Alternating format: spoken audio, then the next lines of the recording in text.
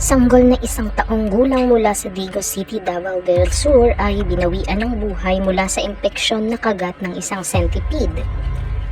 Ang sanggol na ito ay si Hyacinth De Leon na dinala sa ospital dahil sa pamamaga ng parte ng katawan bandang tenga, na ito'y hinihinala ng kagat o kamandag ng bubuyog.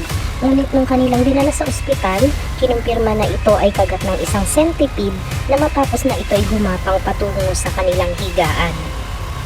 Ang nanay ng bata ay nasa higaan rin kung saan lumabas ang centipede, ani ng lola ng bata.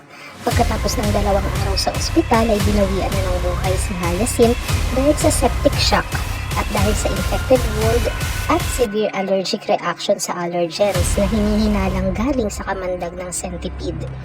Mula sa pahayag ng Davao del Sur Provincial Environment and Natural Resources Office, ang centipede umano ay may bagsik na dala o lason na harmful para sa mga infant, sanggol at mga maliliit na bata. Dahil ang mga babies ay hindi pa fully develop ang immune system. Ito ay very harmful at worst, deadly para sa kanila. Hindi kagaya ng mga adult na malakas na ang immune system at kaya nang kontrahin ang kamandag ng centipede. Please don't forget